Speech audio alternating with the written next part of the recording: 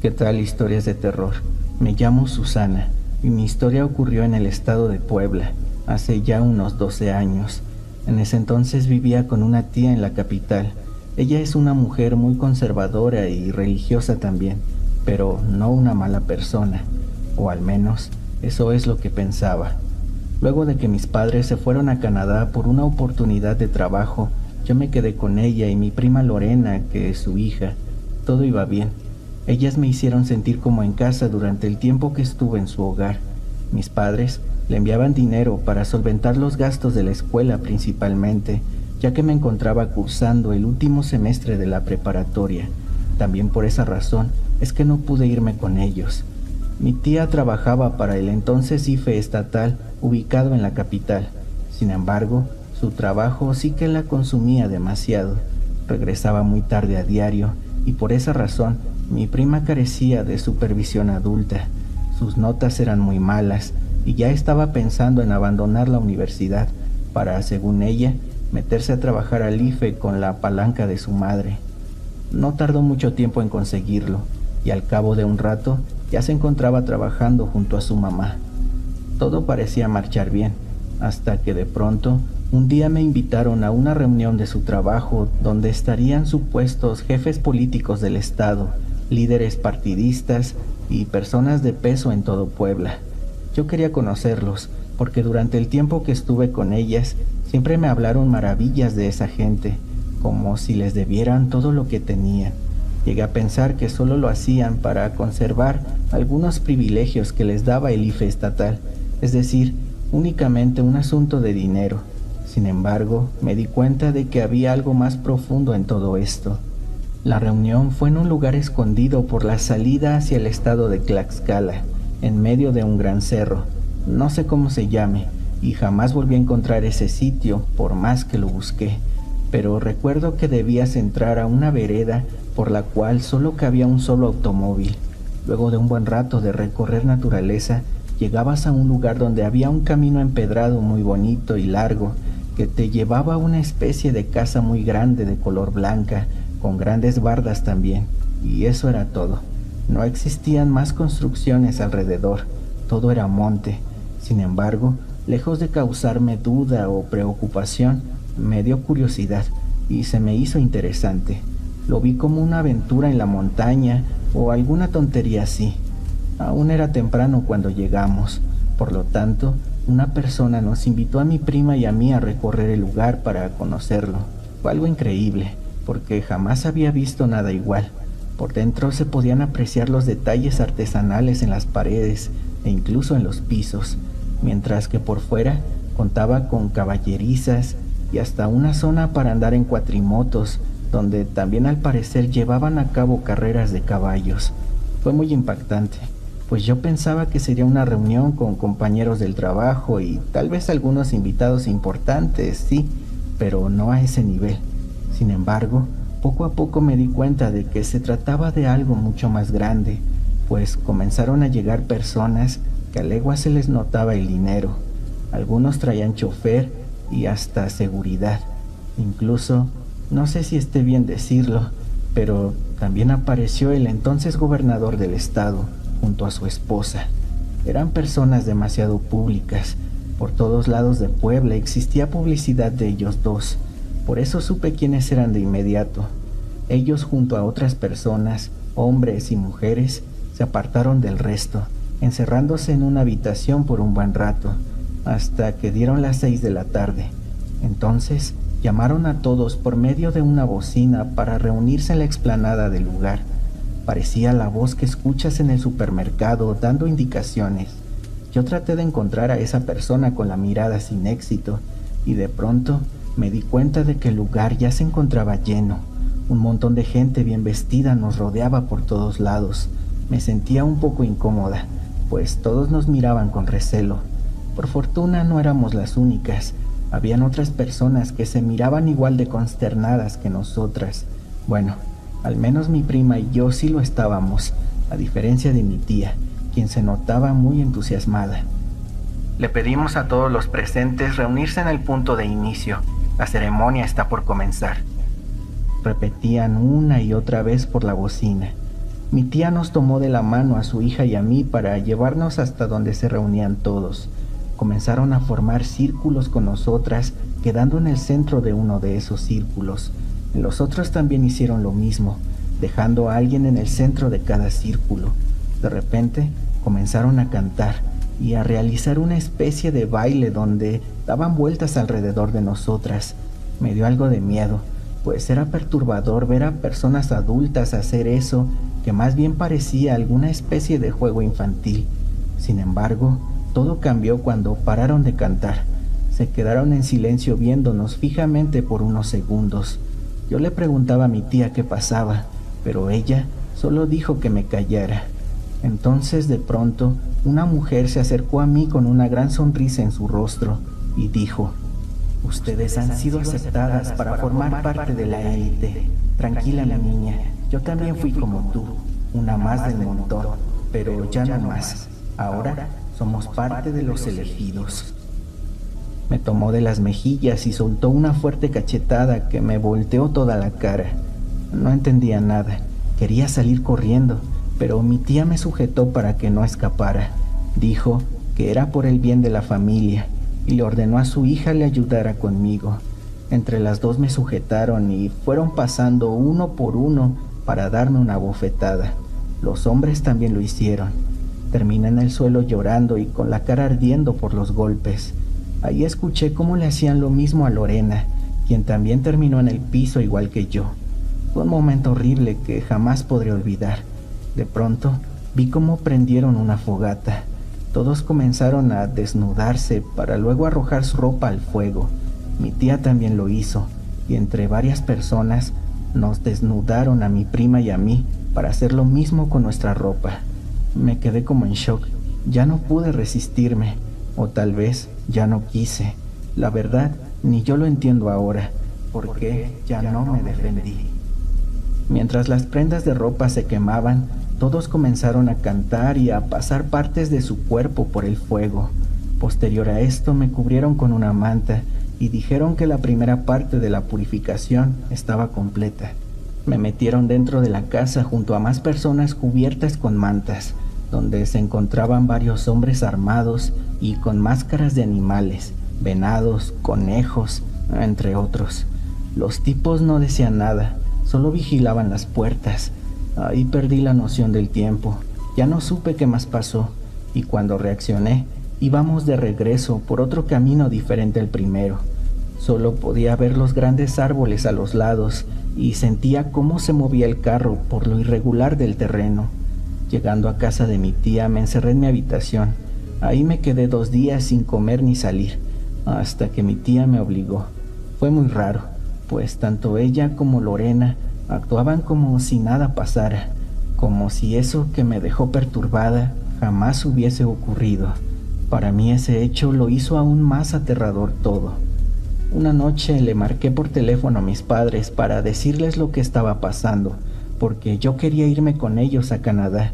Sin embargo, ellos dijeron que mi tía ya les había hablado para explicar lo sucedido y que si yo quería seguir viviendo en su casa, debía acatar sus reglas y unirme a su círculo también. No parecían estar muy de acuerdo, pero hasta que lograran solucionar las cosas para yo poderme ir con ellos, debía soportar. Allí me tranquilicé un poco.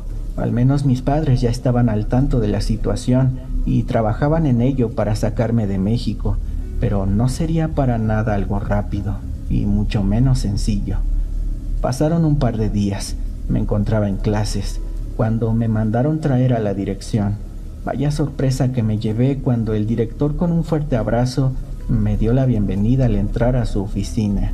Fue muy extraño e incómodo, pues nunca imaginé que una persona como él fuese parte de aquella organización oculto. Bueno, para ese entonces aún no sabía lo que realmente eran, aunque ya comenzaba a darme cuenta un poco de qué se trataba, pues empecé a notar el fanatismo religioso con el que hablaban, como si ellos fuesen diferentes al resto y los demás no valieran nada. Con el tiempo me fui acostumbrando a descubrir que personas que ya conocía formaban parte de aquel círculo con el que hasta ahora no me había vuelto a reunir. Sin embargo, eso cambió cuando mi tía me obligó a ir de nuevo a otra ceremonia. Para entonces ya no sentía tanto miedo, más bien me surgió el interés por conocer más a esa gente, pues la verdad, se trataba de personas bastante interesantes. El director de mi escuela, entre algunos otros, me dejaron muy intrigada con las pláticas que logré tener con ellos, donde Dios era quien guiaba los pasos del yunque para una mejor sociedad. Bueno, pues en la ceremonia ya no hubo tantas personas como en la primera, y todo fue muy diferente. Ya no hubo golpes ni desnudos alrededor de una fogata. Simplemente nos pusieron de rodillas para jurar lealtad a la organización. Nos hicieron repetir las palabras de un libro en donde básicamente nos comprometíamos a ser leales y seguir las órdenes de los maestros, quienes eran los pilares del culto, protegernos entre todos y siempre honrar a la organización, pero sobre todo negar su existencia totalmente. El yunque no existe para los demás, pero siempre lo llevaremos en el corazón sus miembros. Una frase de sectarios. Te hacen hacer un montón de juramentos y te dejan muy claro que si alguna vez rompes alguno de estos o llegas a traicionarlos, entonces pasas a ser enemigo, considerado un desertor, un traidor, y el yunque no tiene compasión para sus enemigos. Con el tiempo el dinero comenzó a llegar. Nos daban una cantidad por cualquier cosa, literal por cualquier estupidez. Al menos 10 veces al mes nos llevaban a las montañas, cerca del volcán Popocatépetl, para hacer entrenamiento físico, y nos enseñaban a manipular armas blancas, como si fuésemos militares o algo por el estilo. También nos enseñaban algunas técnicas de combate. Todo esto era para poder golpear comunistas, decían. Nos tocaban a cada uno como 3,000 pesos. Te hacían ver que con ellos había dinero, y cuando te dabas cuenta, tú mismo les solicitabas participar en otras cosas que llevaban a cabo. La vida se empezó a tornar sencilla. Tenía dinero para todo. Mi tía se volvió una mujer más alegre y comprensiva, pues fue una de las personas más activas para el yunque. Ella estaba feliz de ayudar a la organización en todo lo que le pedían. Pensé que no era tan grave. Un grupo de fanáticos religiosos con mucho dinero, corruptos seguramente, pero tratando de tener contenta a su gente, era algo con lo que podía lidiar hasta cierto punto. Sin embargo, poco a poco eso fue cambiando. Una ocasión nos llevaron a un cerro fuera del estado. La verdad no sé muy bien por dónde, pero creo era rumbo al Estado de México. Llegamos en el carro de mi tía, donde ya nos estaba esperando una persona que nos guió a pie por el monte. En ese lugar se llevaría a cabo una purificación para nuevos miembros, o al menos eso se suponía. Sin embargo, al llegar al punto, noté varias cosas diferentes con respecto a mi purificación, pues se encontraban colocadas 3 cruces grandes paradas sobre el suelo, además de que allí no había construcción, no había nada. Estábamos en medio de un cerro y eso era todo. Miré cómo un par de sujetos comenzaron a colocar ramas secas y madera alrededor de las cruces para rociarlas con gasolina después. Quedé algo intrigada, pero jamás me imaginé lo que estaba a punto de pasar. Nos ordenaron colocarnos frente a las cruces a todos los presentes para dar inicio con la ceremonia. De repente sacaron de no sé dónde a 3 personas. Las llevaban amarradas con cadenas y cubiertas con mantas blancas, las cuales se notaban maltratadas e incluso con rastros de sangre. Las subieron a cada una de las cruces para amarrarlos fuertemente y no se pudieran mover. Uno de ellos se encontraba suplicando misericordia. Sin embargo, los otros 2 no decían absolutamente nada, y con las siguientes palabras dieron inicio a la ceremonia. Bienvenidos al recinto de la hermandad y la lucha. Si tu intención fuera traicionarnos, más te valiera no habernos conocido. Posterior a esto, un orgánico le prendió fuego a cada una de las cruces. Así nos llamaban a todos aquellos a los que nos daban una especie de formación militar. Yo era uno de ellos, y con esto se empezaron a escuchar los horribles gritos de esas 3 personas quemándose poco a poco. El sacerdote, quien llevaba las riendas de la ceremonia, Comenzó a decir que eso era lo que pasaba con los herejes, esos que trataban de lastimarnos y profanar el nombre de Cristo, pues al parecer esos hombres pertenecían a otra organización considerada enemiga del Yunque, el Opus Dei. Por cierto, el sacerdote literalmente era un sacerdote, miembro de la rama radical, los Cruzados de Cristo Rey, quienes incluso tienen el reconocimiento del Vaticano. Ellos son el rango más alto dentro del Yunque y sus decisiones jamás deben ser cuestionadas por ningún miembro. Debajo de ellos solo están los monjes guerreros de combate, quienes se encargan de espiar e infiltrarse en cualquier lugar de interés para el Yunque, y son también los que ejecutan las órdenes directas de la rama radical. Bueno, pues, luego de ver esa espantosa escena, nos ordenaron a todos seguir expandiendo el fuego, ya que la purificación sería para el terreno, no para esas personas. Ellos solo habían recibido su merecido a causa de su herejía, y cuando me di cuenta, el fuego avanzaba por todo el lugar. Nos retiramos dejando un incendio. Realmente fue algo muy rápido. Corriendo regresamos al auto, donde le pregunté a mi tía qué fue todo eso. Ella respondió diciendo que más gente del Yunque llegarían a limpiar la zona y que ahora, en un par de años, nuestra familia tendría una bonita casa con piscina en esa zona. No pregunté más, me quedé en silencio todo el camino. Al día siguiente me enteré por las noticias en la televisión que se había registrado un fuerte incendio en los límites entre el estado de Puebla y el estado de México. Los bomberos apagaron el fuego, sin embargo no hubo nada sobre los cuerpos de aquellos hombres. Quién sabe si el fuego no dejó rastro de ellos, o si a eso se refería mi tía cuando dijo que alguien limpiaría la zona. Un par de meses después, justo donde quedaron cenizas de aquel incendio, iniciarían la construcción de un fraccionamiento privado de casas. Esto se hizo más y más frecuente.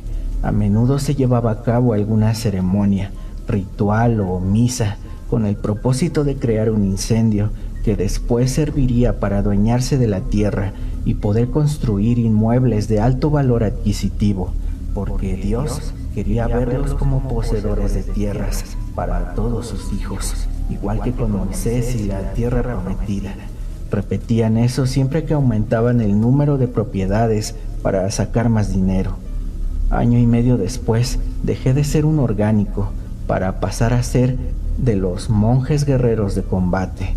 Para entonces ya ni me interesaba irme a Canadá con mis padres, ya que me estaba yendo muy bien aquí. Sin embargo, ahí todo cambió, pues ahora tenía más obligaciones con el Yunque. Allí es donde realmente se pone a prueba todo lo aprendido en el tiempo como orgánico. Prácticamente te vuelves una especie de mercenario al servicio de la organización. Debes de estar listo para lo peor, pues para eso se te entrenó, para resistir y saber dar lecciones a los enemigos, sin importar quiénes sean. Recuerdo que había un plan bastante ambicioso organizado por la rama radical, el cual consistía en expandir los brazos del Yunque a estados como Guanajuato, Querétaro y la Ciudad de México. Contaban con algunos monjes infiltrados en los gobiernos de dichos estados, listos para ejecutar las órdenes de eliminar obstáculos. Yo era uno de los infiltrados y me mandaron a Querétaro para comenzar con los preparativos. Estuve un año completo en el estado, apoyada por una legión completa de orgánicos a mi mando. Nuestro objetivo era apropiarnos del mayor número de tierras posibles para proyectos inmobiliarios, apoderarse poco a poco del estado para asegurar el control de su gente. En Querétaro no hubo tanta resistencia porque una buena parte del estado ya era controlado por miembros del Yunque desde tiempo atrás. Realizábamos rituales en los cerros, donde en ocasiones se ofrecía la vida de alguna víctima para que el proyecto iniciara bien. Al quitarle la vida a la madre naturaleza, flora y fauna en el incendio, se daba a cambio una vida humana poseída para evitar la mala suerte. Una vida por otra, la de un sucio pecador por un bien mayor.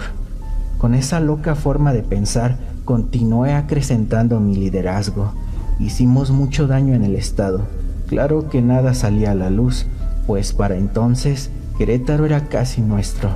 Eso me empezó a gustar, tener el control, ser quien daba las órdenes, y sin darme cuenta, me convertí en una mujer despreciable, con ningún aprecio por la vida, cada vez más parecida a todos ellos. No distinguía el bien del mal, solo importaba imponer mi autoridad y las creencias que implantaron en mí por encima de todo. Básicamente miraba a los demás como demonios que debían ser castigados con la muerte para purificar el mundo, y con eso me sentía una salvadora al servicio de Dios. Para entonces había alcanzado el mismo rango que mi tía. Ella llevaba 1 año con los monjes, mientras que Lorena seguía estancada siendo una simple orgánica. Así que mi prima debía ser castigada junto a otros en la misma situación que ella, para alentarla a seguir creciendo. Nos convocaron para una nueva ceremonia. Esta vez sería en la Ciudad de México, que es donde se encontraba Lorena y sus compañeros. Pero algo salió mal.